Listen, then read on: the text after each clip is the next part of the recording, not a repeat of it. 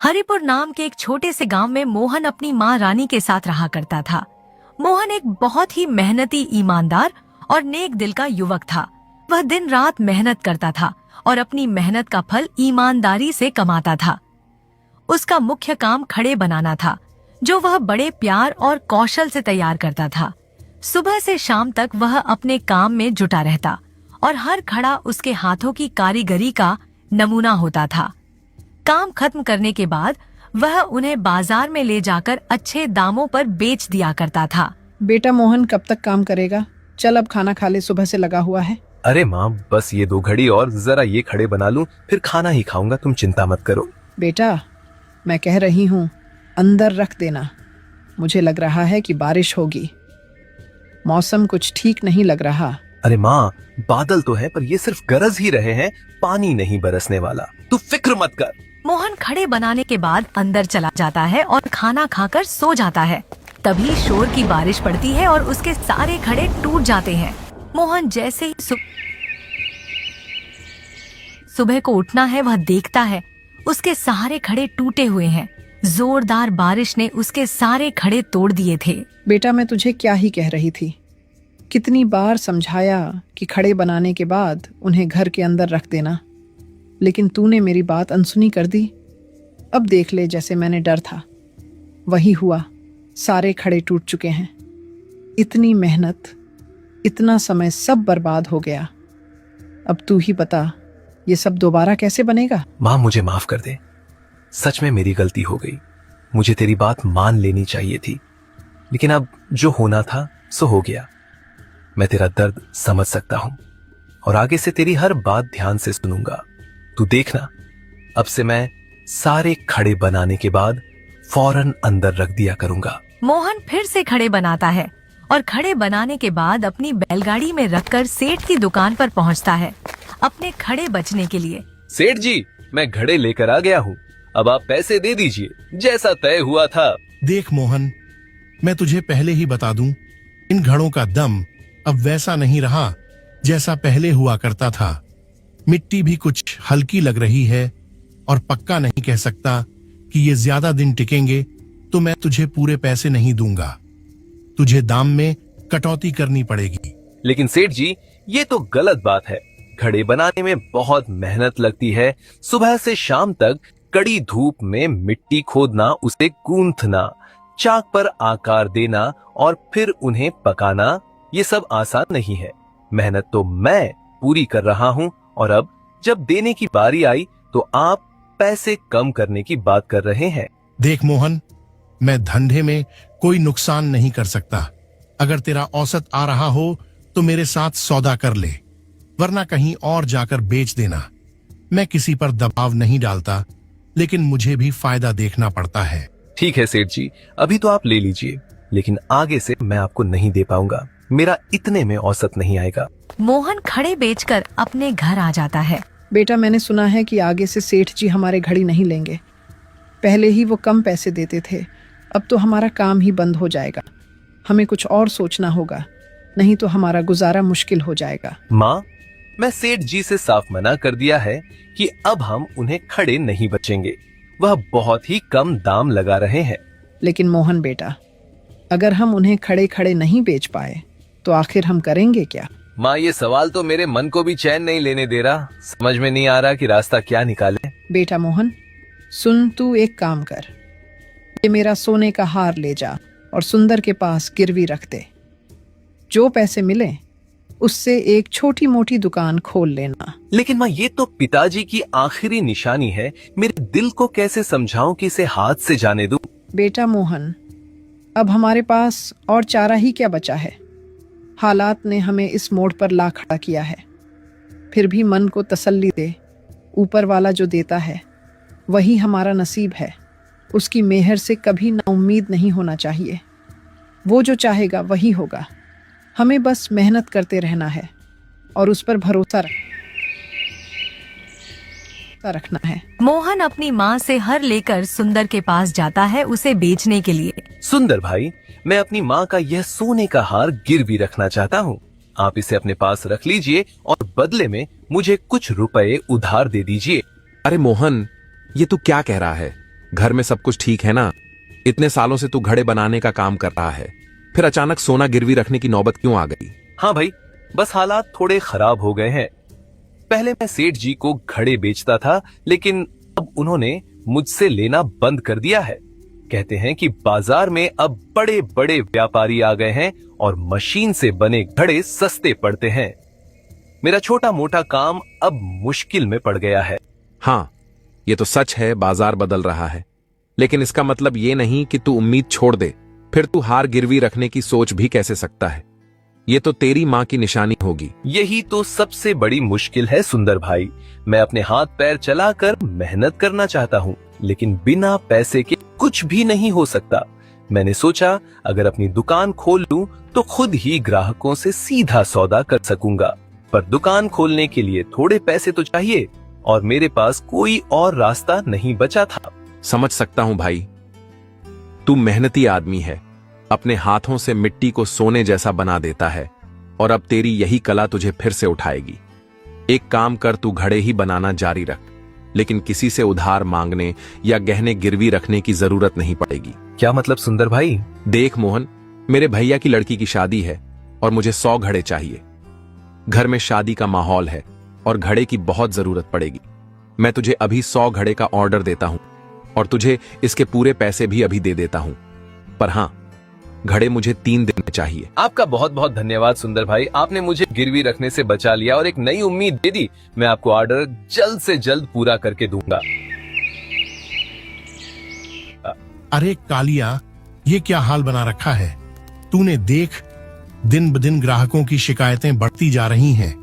कोई कहता है कि घड़े ठीक से नहीं पकाए गए, कोई कहता है कि पानी डालते ही दरार आ जाती है। ये किससे बनवा रहा है तू घड़े? सेठ जी, मैं वही कर रहा हूँ जो आप कह रहे थे, सस्ते घड़े लाकर बेचना। अब अगर सस्ता सामान लेंगे तो कुछ न कुछ तो कमी रह ही जाएगी ना। अच्छे घड़े चाहिए तो महंगा माल लेना पड़ेगा। धत्त, तेरी ये तो तूने पहले क्यों नहीं बताया? पहले तो कह रहा था कि सस्ते में ही बढ़िया माल दिला दूंगा। सेठ जी, क्या करता, आपके कहे मुताबिक ही काम कर रहा था। आप तो खुद ही कह रहे थे कि मोहन के घड़े महंगे पड़ते हैं, इसलिए उसे छोड़कर किसी और से लेने लगे थे।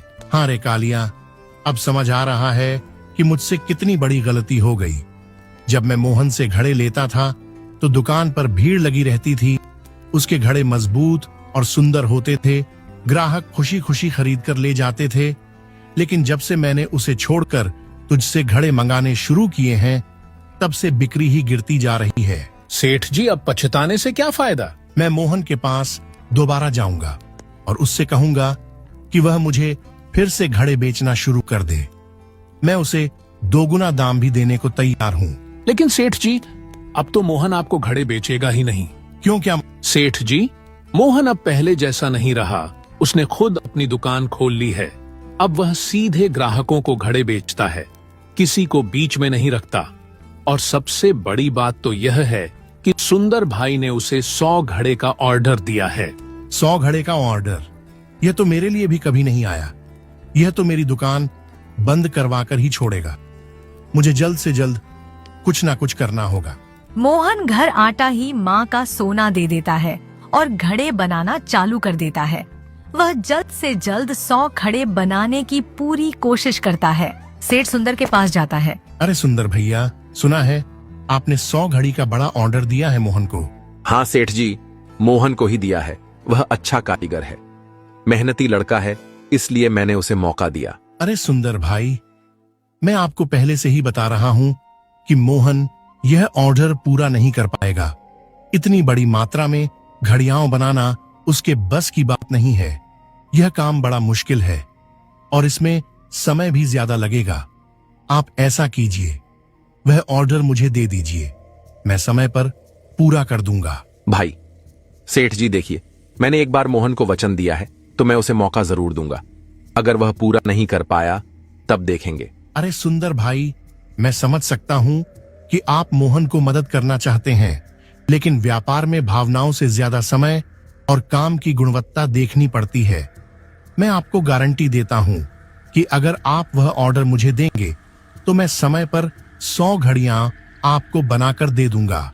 और बिना किसी देरी के। सेठ जी, बात आपकी सही हो सकती है, लेकिन मैंने मोहन से वादा किया है, अगर वह घड़ियां बना पाया तो बढ़िया रहेगा, और अगर नहीं बना पाया तब आपको दूंगा। सुंदर भाई, एक समझौता करते हैं, आप वह ऑर्डर मोहन को भी बनाए रखने दीजिए, लेकिन अगर वह समय पर पूरा नहीं कर पाया तो मैं तैयार हूँ 100 घड़ियां देने के लिए।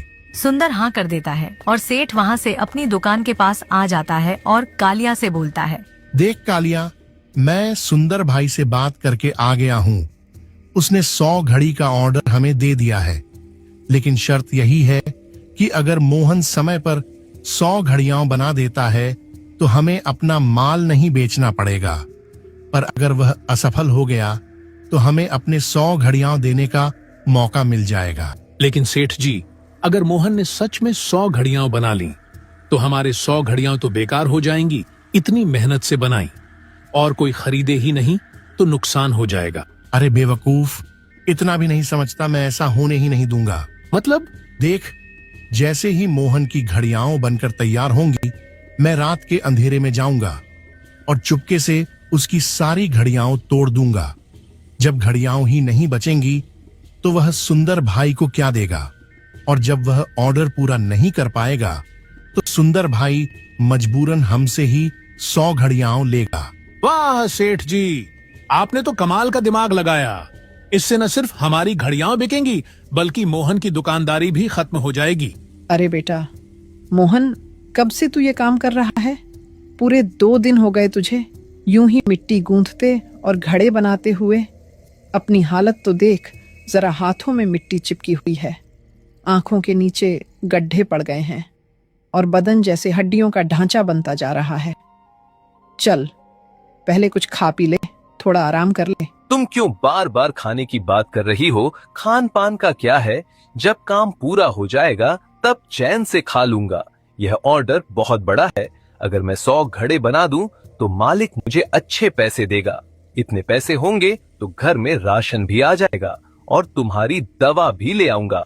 बेटा, पैसे तो आते जाते रहेंगे, लेकिन सेहत अगर बिगड़ गई तो सब बेकार हो जाएगा। अगर तू बीमार पड़ गया तो फिर घड़े कौन बनाएगा? मेहनत अच्छी बात है, मगर हद से ज्यादा मेहनत खुद को तकलीफ देना होता है। पहले तू खाना खा, थोड़ा आराम कर, फिर आगे काम करना। तभी वहाँ एक आदमी आता है और मोहन उसके पास जाता है। अरे भाई, क्या बात है, आप यहाँ क्यों खड़े हैं? भाई, मेरा नाम काशी है। मैं कई दिनों से भूखा हूँ, पेट में अन्न का एक दाना भी नहीं गया। अगर तुम मुझे थोड़ा सा खाना दे दो तो तुम्हारा बहुत बड़ा एहसान होगा। देखो काशी, मैं तुम्हें खाना खिला सकता हूँ, लेकिन कब तक रोज रोज तुम्हें कौन खिलाएगा? मेहनत तो करनी पड़ेगी ना। मेहनत से मुझे कोई परहेज नहीं भाई, मुझे तो हर काम आता है, लेकिन कोई मुझे काम देने को तैयार ही नहीं होता। अच्छा, तुमसे खड़े ईंटों बनाने आते हैं क्या? हाँ भाई, मुझे खड़े बनाने बहुत अच्छे से आते हैं। अगर आप मुझे अपने पास काम पर रख लें तो मैं मेहनत से काम करूंगा। बस 2 वक्त की रोटी और कुछ पैसे मिल जाए तो मैं खुश रहूंगा। ठीक है काशी, आज से तुम मेरे साथ ही काम करोगे, मेहनत करोगे तो भूखा कभी नहीं रहोगे। चलो दोनों बैठकर खड़े बनाते हैं। मोहन और काशी दोनों खड़े बनाने के लिए बैठ जाते हैं। मोहन अपने 100 खड़े बना लेता है तो वहीं काशी भी अपने 100 खड़े बना देता है।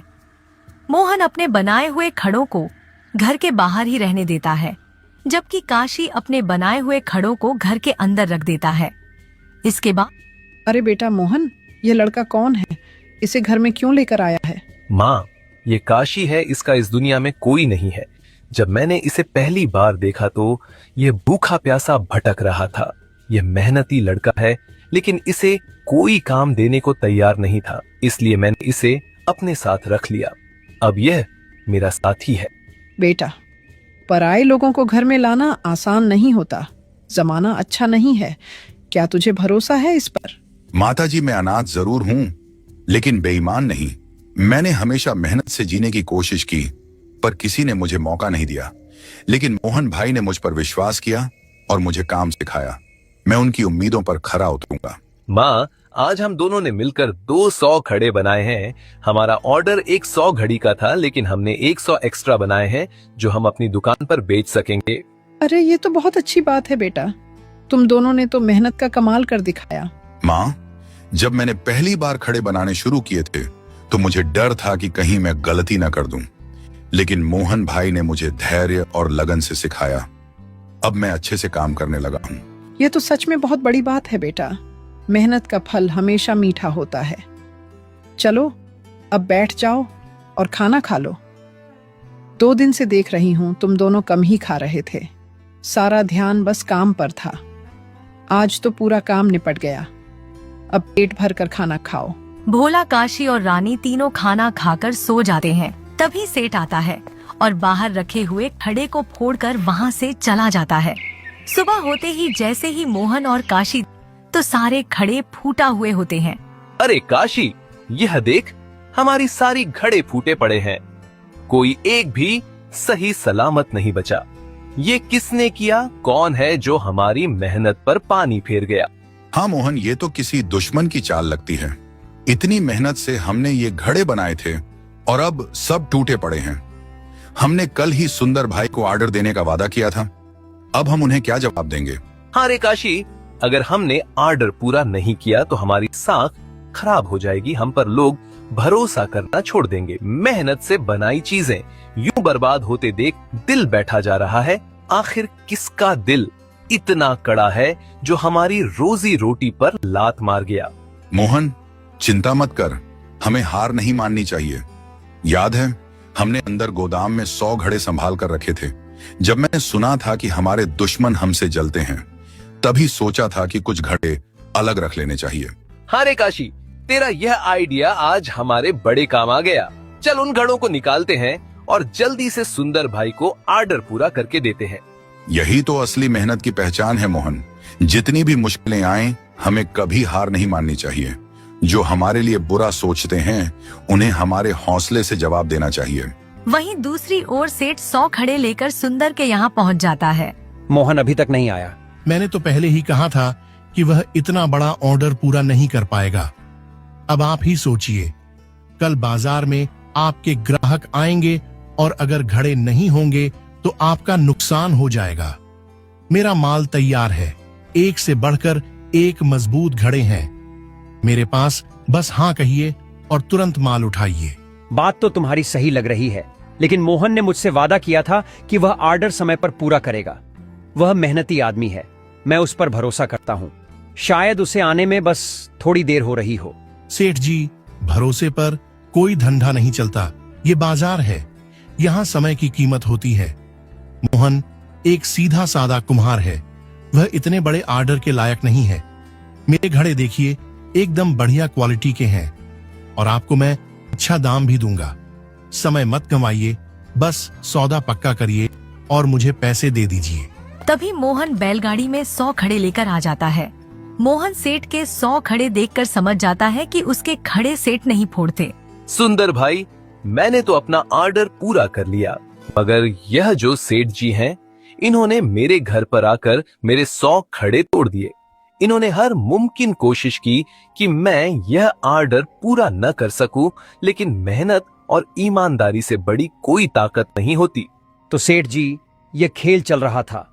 जब आपने मेरे पास आकर अपने 100 खड़े बेचने की बात की, तभी मुझे शक हुआ था।